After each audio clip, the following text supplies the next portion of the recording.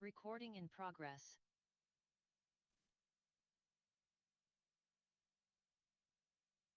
The mic is ready. All right, thank you.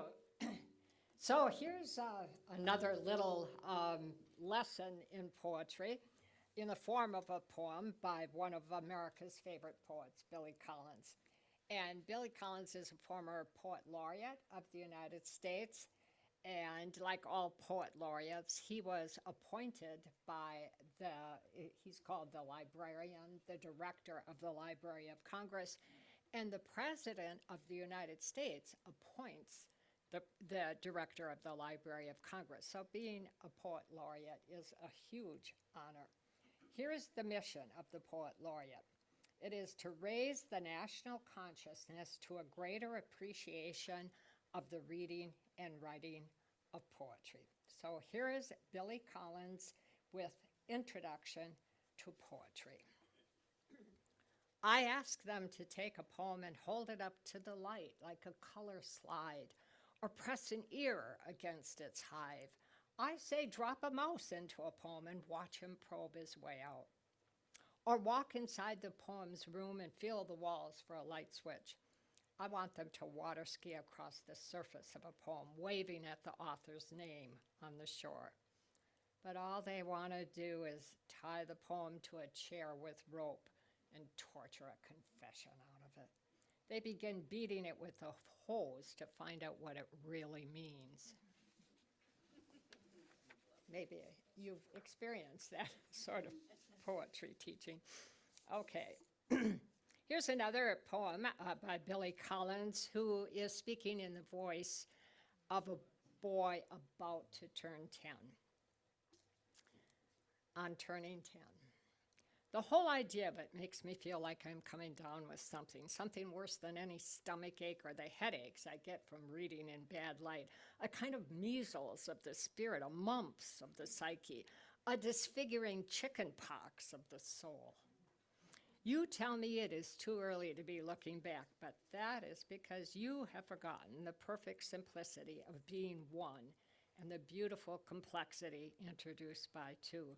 But I can lie on my bed and remember every digit. At 4, I was an Arabian wizard. I could make myself invisible by drinking a glass of milk a certain way. At 7, I was a soldier. At 9, a prince. But now I am mostly at the window, watching the late afternoon light. Back then, it never fell so solemnly against the side of my treehouse, and my bicycle never leaned against the garage as it does today, all the dark blue speed drained out of it.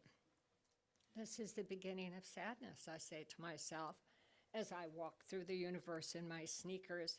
It is time to say goodbye to my imaginary friends, time to turn the first big number. It seems only yesterday I used to believe there was nothing under my skin but light. If you cut me, I could shine. But now when I fall upon the sidewalks of life, I skin my knees, I bleed. A Little Baptist Harmony, please, by Max Garland. Max Garland was here twice. He gave us a service twice and shared his poetry and his music. He's a musician as well. And he is a former poet laureate of Wisconsin. Originally from the South, I think Kentucky. He starts out this poem comparing hominy, which is, if you're not familiar with it, it's kind of a goulash of corn. It's a very heavy kind of breakfast, something I think that stays in your stomach. And he's comparing that to harmony. And this poem is especially for our South Shore chorale singers. Here it's pronounced the same as hominy, which, according to the native, served with butter and salt, can provide a man 100 years of life, if he's careful. If he's not, it still functions as ballast for the body. For wherever hominy enters, it remains. Harmony, on the other hand, is all about leaving the body. It takes at least 2 willing to make the trip. For if the Spirit comes down, it must be lured by music, by separate voices wound into a braid, then looped into a kind of snare, which, with eyes wide open and for reasons of its own, the Spirit steps into every single time. Here's another one by Max Garland called Memories of Pentecost. It's kind of a tongue-in-cheek ode to his Pentecostal background, and I believe he actually did have an uncle who was a minister who conducted faith healing services where people spoke in tongues, if you're familiar with that kind of phenomenon, and it's called Memories of Pentecost.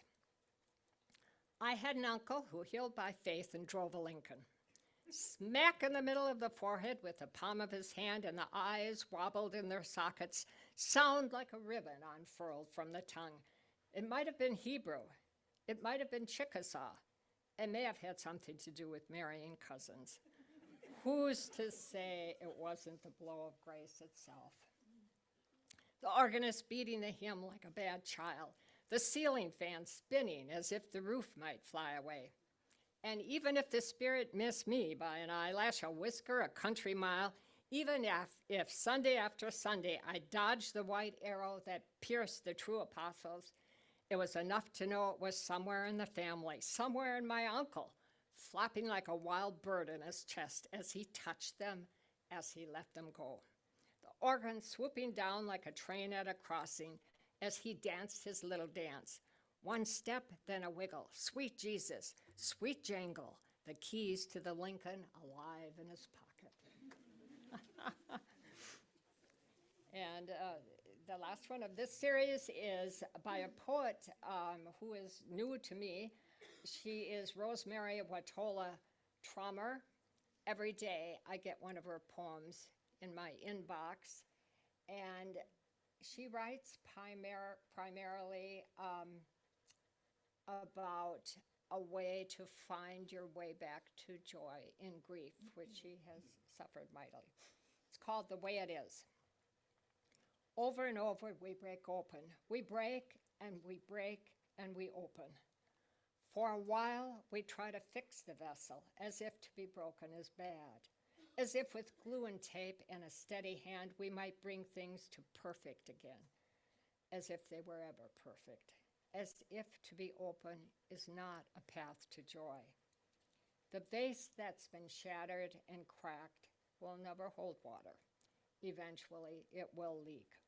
And at some point, perhaps, we decide that we're done with picking our flowers anyway and no longer need a place to contain them.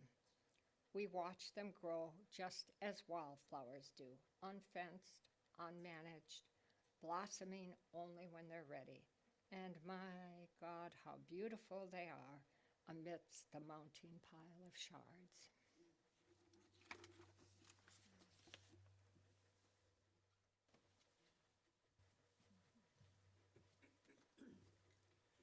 And now Paul's going to share the poems that Dan Belzer submitted, one of which is his own. If you want to, you can do whatever.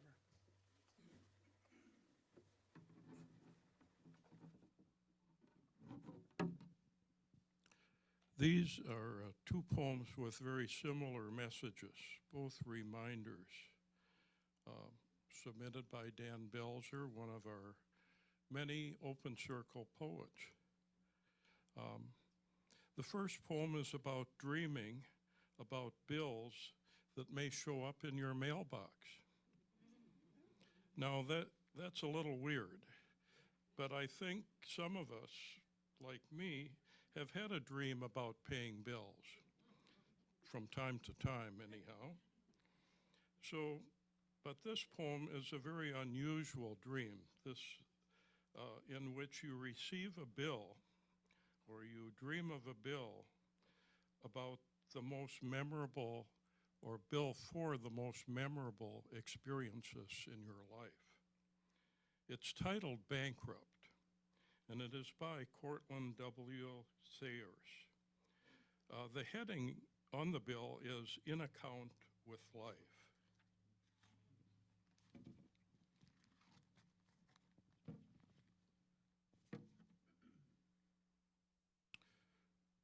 one midnight, deep and starlit still, I dreamed that I received this bill in account with life. 5,000 breathless dawns, all new. 5,000 flowers, fresh in dew. 5,000 sunsets, wrapped in gold. 1,000,000 snowflakes, served ice cold. 5 quiet friends, 1 baby's love. 1 white mad sea with clouds above. 100 music-haunted dreams of moon-drenched roads and hurrying streams, of prophesying winds and trees, of silent stars and browsing bees. 1 June night in a fragrant wood. 1 heart that loved and understood. I wondered when I waked at day how in God's name I could pay.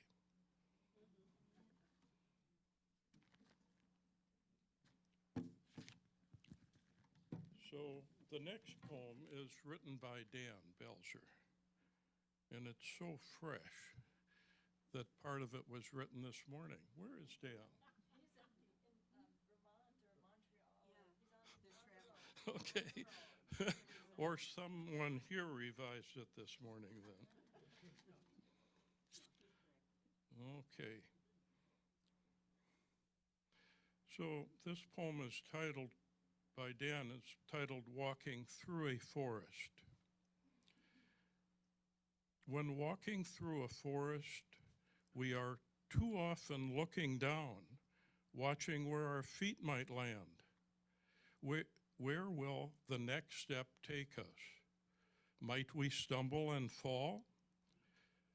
In the meantime, what in this grand place are we missing? The trees swaying in the breeze? A bird looking for a place to rest? The glimpse of deep blue sky through the leaves? Have faith in the steps you take through life. Though you may trip on occasion, you will not miss the world you are venturing through, nor the beauty that surrounds you.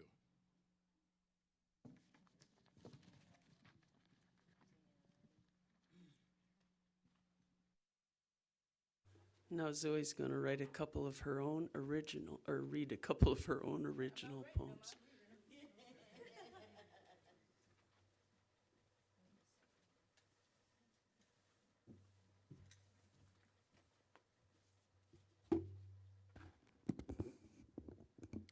So the first one that I wrote 2 of these, and I actually started writing poetry in 2019 and got myself into a college course, so I've been writing poetry since then. So my first one is titled Breathing Water into Motion, Its Personification.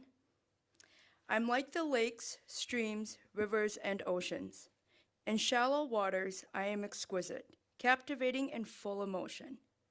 In deep waters, I am confusing, dark, and mysterious.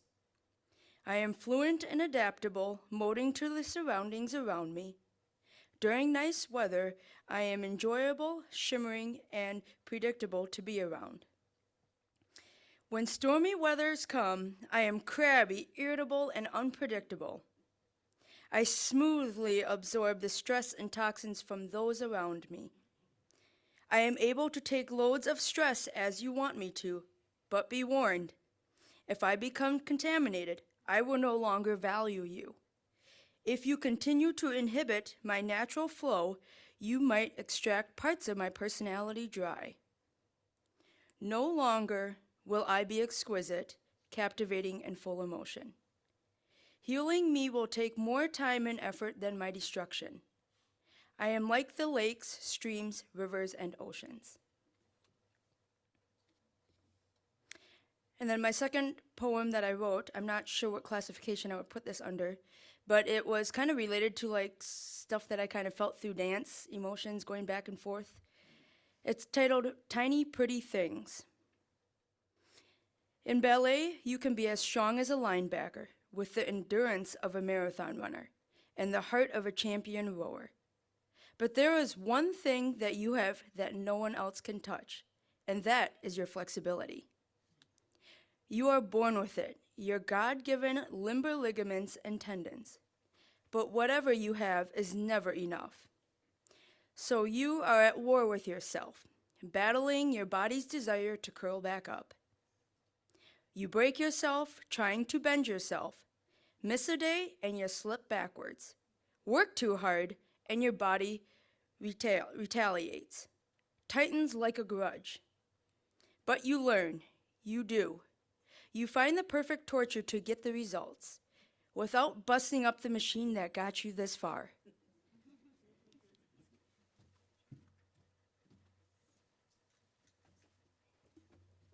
Okay, John, you're on.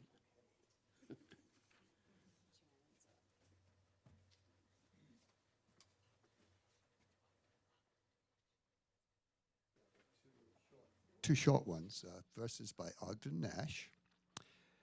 When we lived in Virginia, our house got eaten by these creatures. I'll tell you about this. Is a long story which I won't go into now. So the first verse is the termite. Some primal termite knocked on wood and tasted it and found it good. And that is why your cousin May fell through the parlor floor today. A word to husbands. To keep your marriage brimming with love in the loving cup, whenever you're wrong, admit it. Whenever you're right, shut up.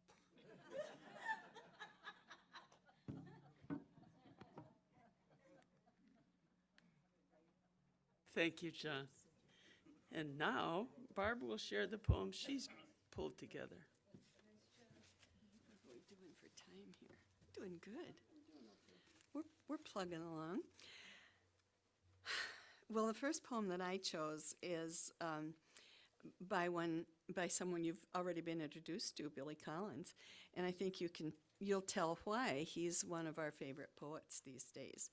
I got to hear him in person at an Appleton book fair, and you're not going to hear the droll New York accent from me. I wish you could, but close your eyes and listen to the lanyard. The other day, as I was ricocheting slowly off the pale blue walls of this room, bouncing from typewriter to piano, from bookshelf to an envelope lying on the floor, I found myself in the L section of the dictionary where my eyes fell upon the word lanyard.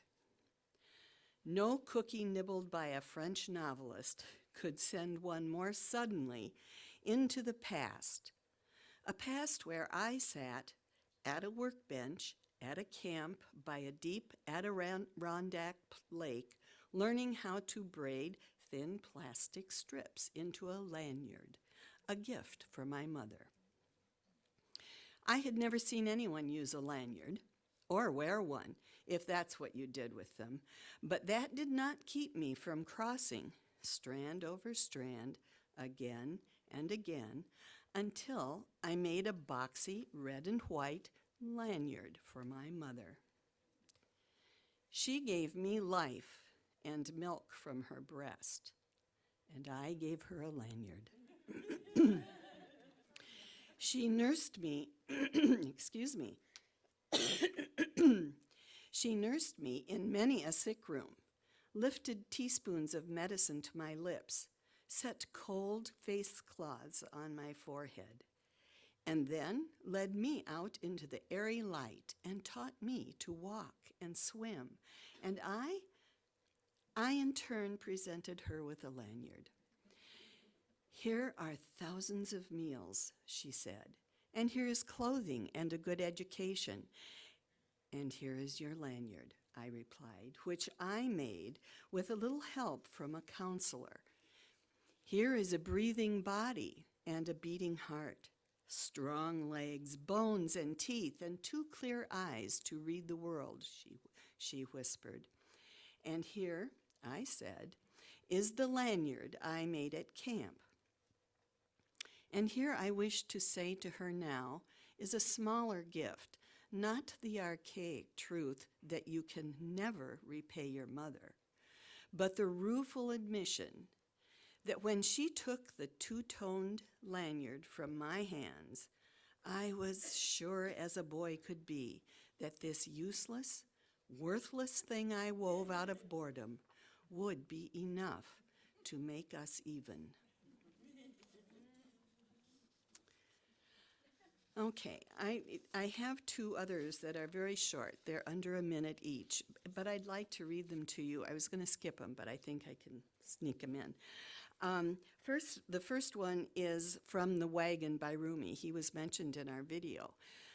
He was born in 1207 in Afghanistan, and his family fled from where they lived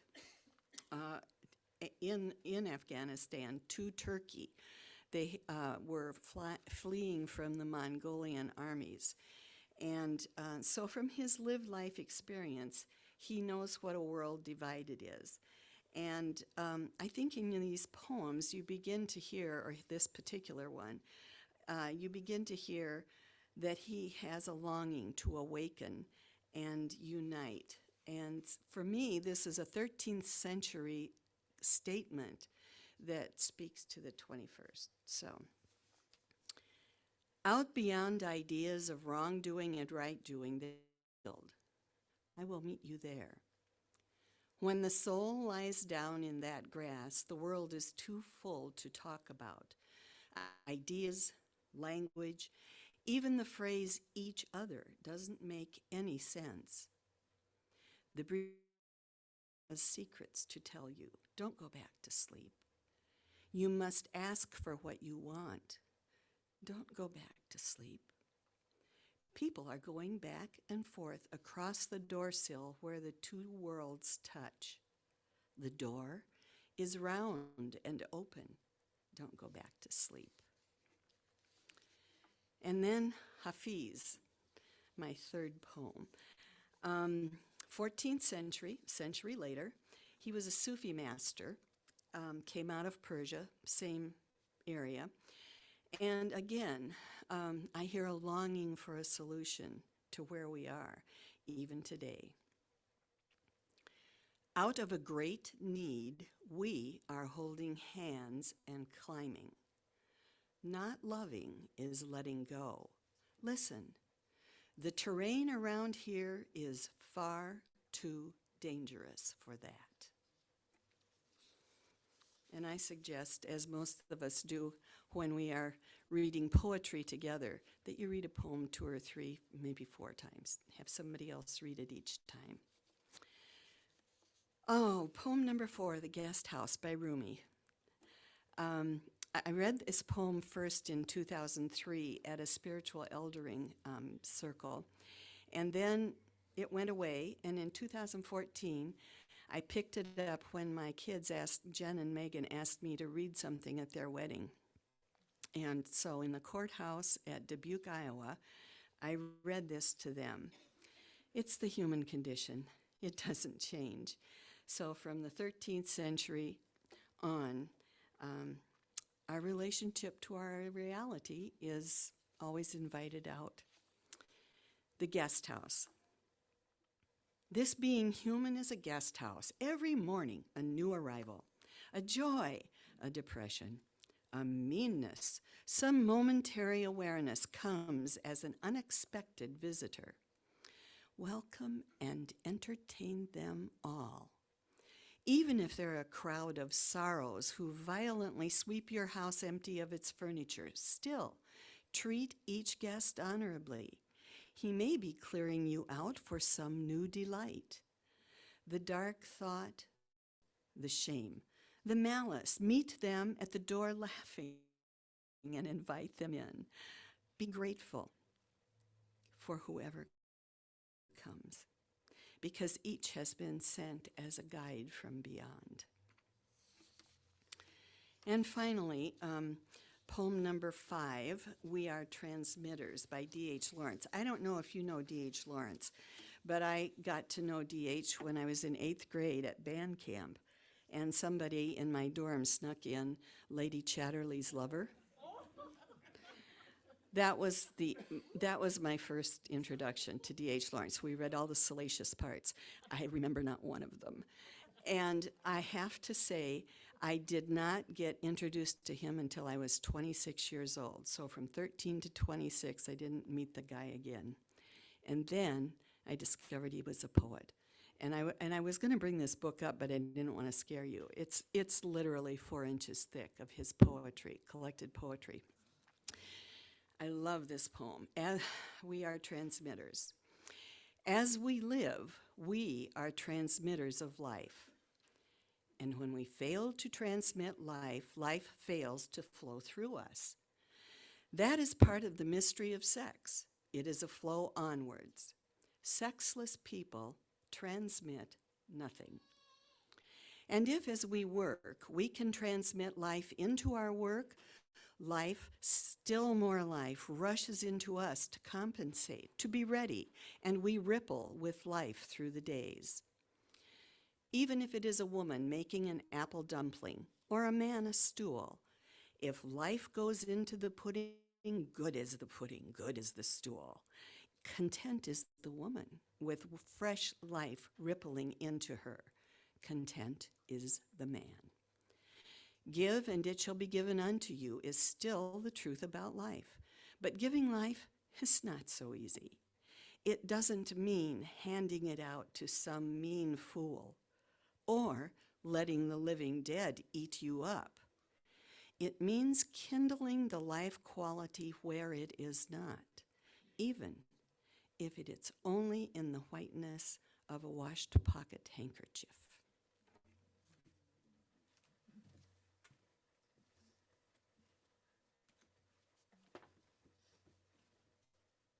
This is a shared reading, so I will read the small print and you can read the bold print. This is by Mary Oliver, who is basically the poet laureate of UU. So you do not have to be good. Go on your knees for through the desert, repenting. You only have to let the soft animal of your body love what it loves. Tell me about despair, yours, and I will tell you mine. Meanwhile, the world goes on. Meanwhile, the sun and the clear petals of the rain are moving across the landscapes, over the prairies and the deep trees, the mountains and the rivers. Meanwhile, the wild geese, high in the clear blue air, are heading home again. Whoever you are, no matter how lonely, the world offers itself to your imagination, calls to you like the wild geese, harsh and exciting, over and over, announcing your place in the family of things.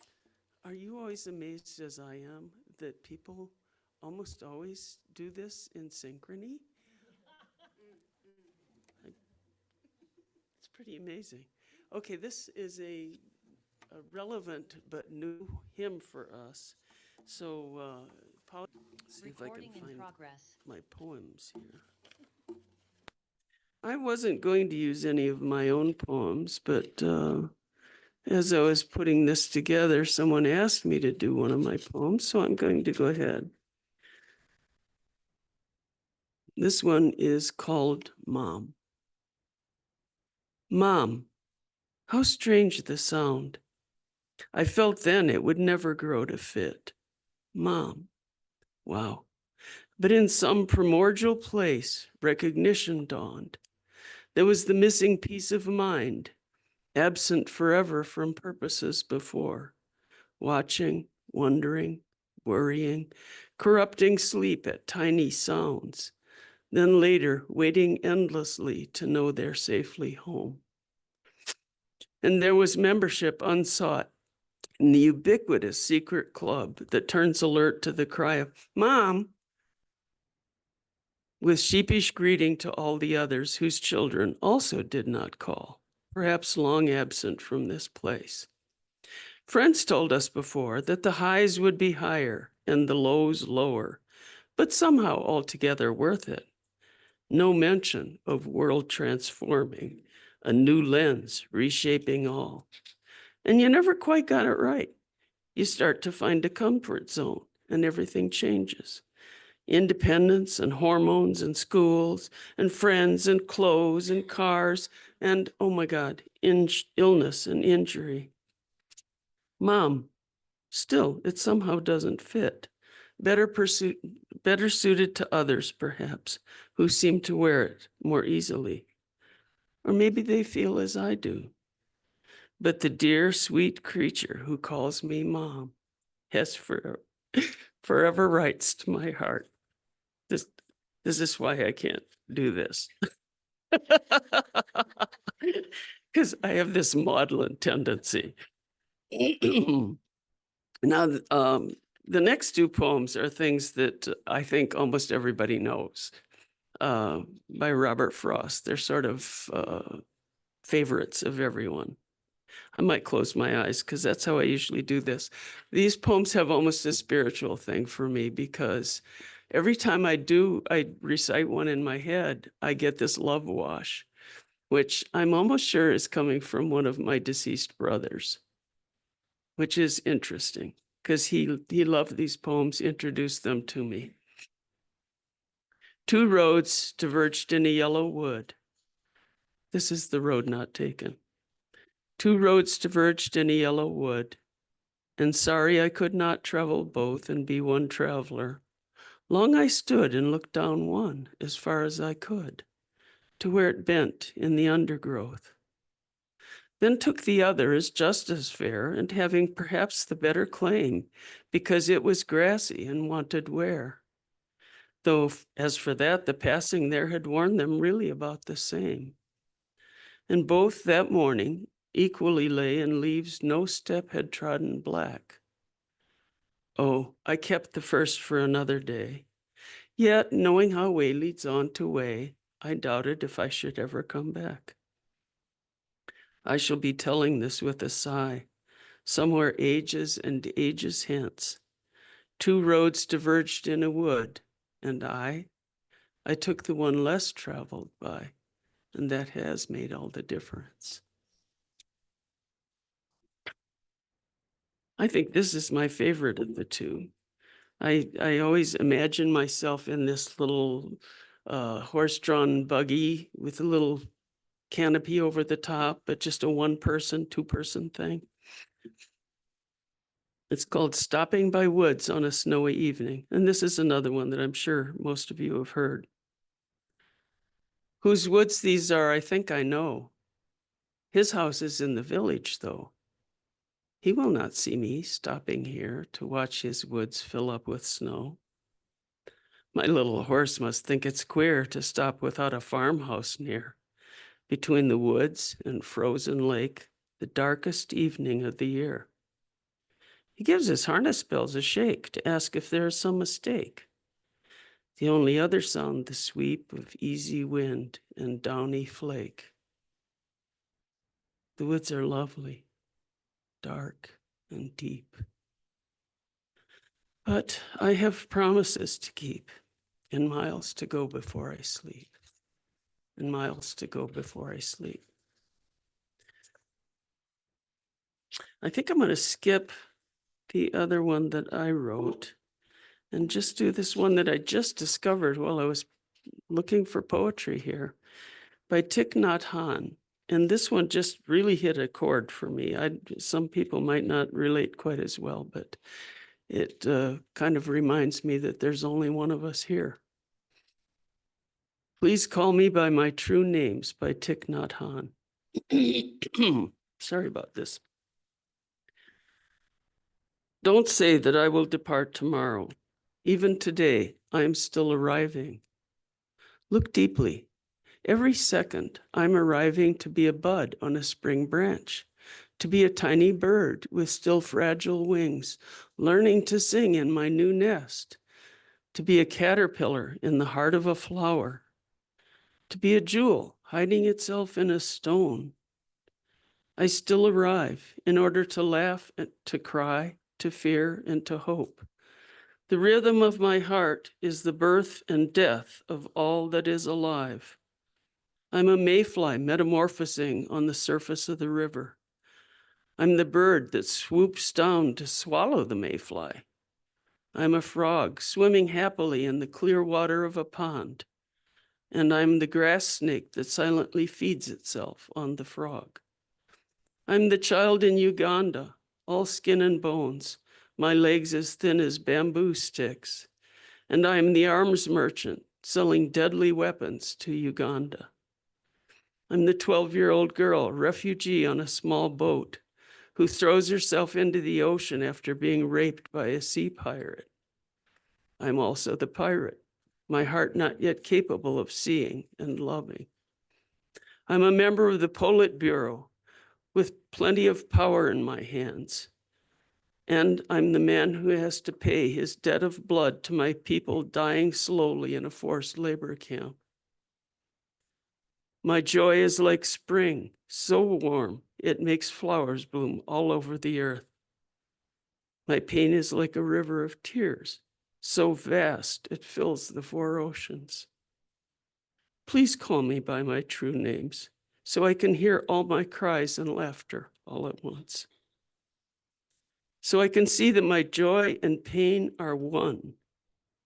Please call me by my true names, so I can wake up and the door of my heart can be left open, the door of compassion. I think we have arrived at the sending song.